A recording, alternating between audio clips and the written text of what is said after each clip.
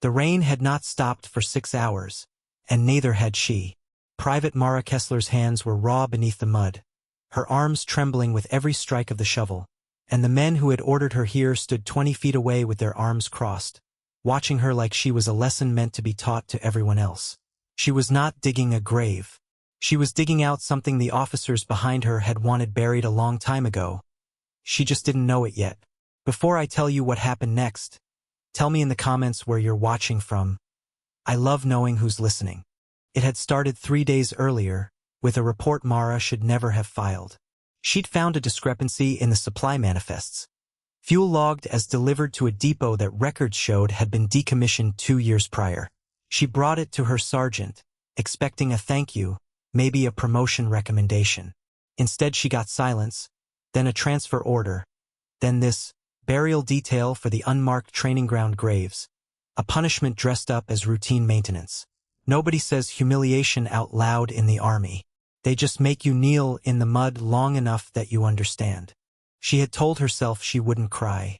Not here, not in front of Colonel Whitfield, who stood at the edge of the field with his hands clasped behind his back like a man supervising a fence repair rather than watching a 24-year-old soldier break her nails on frozen ground. The other men behind him, Sergeant Doyle, Corporal Reyes, men whose names she'd memorized because you learn quickly who might one day matter, said nothing either. They just watched. That was the cruelty of it. Not the shovel. The audience. Mara had grown up the daughter of a mechanic in a town too small to have its own post office, and she joined the army because she believed, with the kind of stubborn faith young people carry before the world sands it down, that discipline meant something. That if you did the right thing would eventually be done to you.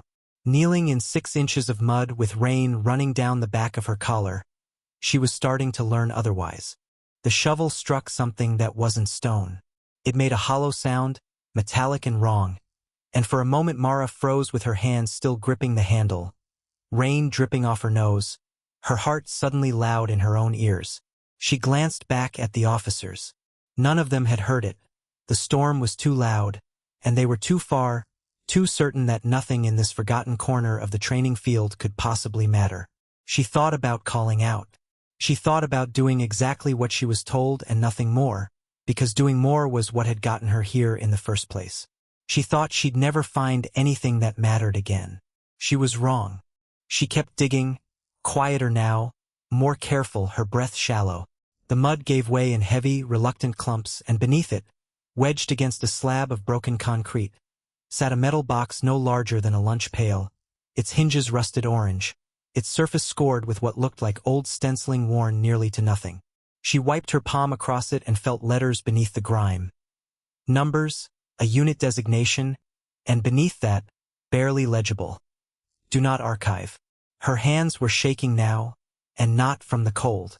Somewhere behind her, one of the younger soldiers, Corporal Reyes, she'd later learn his name properly, shifted his weight, and the small sound of his boot in the mud seemed enormous in the sudden quiet of her own attention.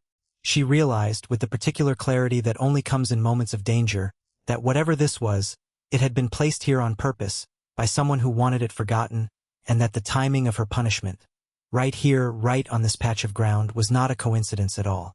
She thought of the fuel manifests.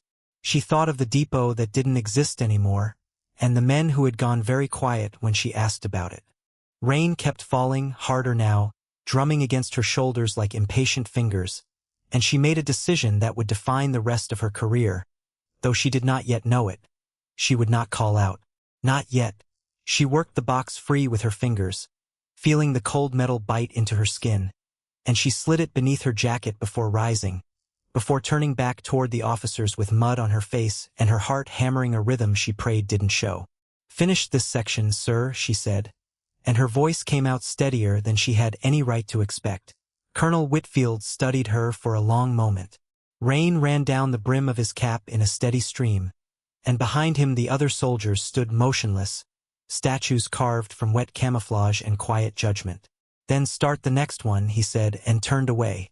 That night, in the dim light of the barracks bathroom, with the door locked and her breath held, Mara opened the box. Inside, wrapped in a plastic sleeve gone brittle with age, was a stack of documents. Requisition forms, radio logs, a hand-drawn map with coordinates circled in fading red ink. And beneath those, a single photograph. 3 soldiers, younger than she was now, standing in front of a truck she recognized, because she had passed its rusted twin just that morning, parked behind the motor pool like forgotten furniture. On the back, in handwriting gone soft with time, someone had written a name that matched almost exactly the decommissioned depot from her report. She sat on the cold tile floor for a long time, the documents in her lap, understanding slowly arriving the way dawn arrives. Not all at once, but in layers, each one more devastating than the last. This wasn't an accounting error. This was a paper trail someone had tried, 20 years ago, to bury literally, and when Mara's report threatened to drag the old scheme back into daylight, someone had decided the easiest way to silence a young private was to put a shovel in her hands and mud on her uniform, to make her small in front of men who could make her career disappear with a signature. But they hadn't counted on her finding the one thing they'd buried instead. Here was the moral weight of it, the question that kept her awake long after the barracks had gone dark. Turn the documents in, and risk that whoever had buried them still had enough power to bury her along with the truth. Or say nothing, keep her head down, survive the way soldiers are quietly taught to survive, and let whatever had happened stay buried forever. Let it be someone else's problem, let it be nobody's problem at all. She thought of her father, who had once told her that the easiest lie a person tells is the one where they convince themselves silence isn't a choice. She chose. The next morning, Mara walked into the base commander's office, not Whitfield's, but the officer 2 ranks above him, a woman named General Ortiz whose reputation for integrity was, among the younger enlisted, spoken of in the same careful, hopeful tones people use for things they aren't sure still exist. Mara placed the box on the desk. She said nothing at first, just let the documents speak. Let the photograph speak. Let the 20-year-old ink speak in a voice that had been waiting far longer than she had to be heard. What happened over the following weeks moved slower than Mara wanted and faster than the men who'd buried the truth could control. There was an investigation. There were reassignments, quiet ones, the kind that don't make headlines but end careers all the same.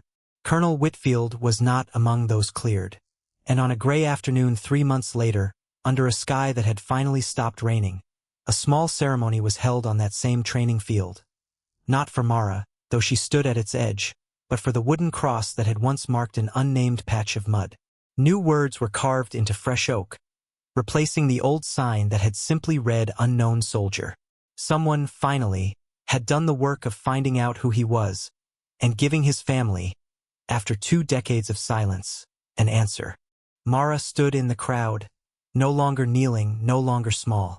Sergeant Doyle, who had once watched her dig in silence, found her afterward and said only, "You did the thing most of us are too afraid to do." She didn't answer right away. She just looked out at the field, at the place where mud had once swallowed her pride and given her, in return, something far heavier and far more valuable than dignity. The truth. Because kindness doesn't vanish. It waits, and it finds its way back. And sometimes the ground they make you kneel on is the very ground that lifts you back up. If this story moved you, tell me where you're watching from and what part hit you hardest. I read every single comment, and I love knowing who's out there with me. If you believe stories like Mara's deserve to be told, subscribe and stay close, because there's another one waiting next week, and I'd hate for you to miss it.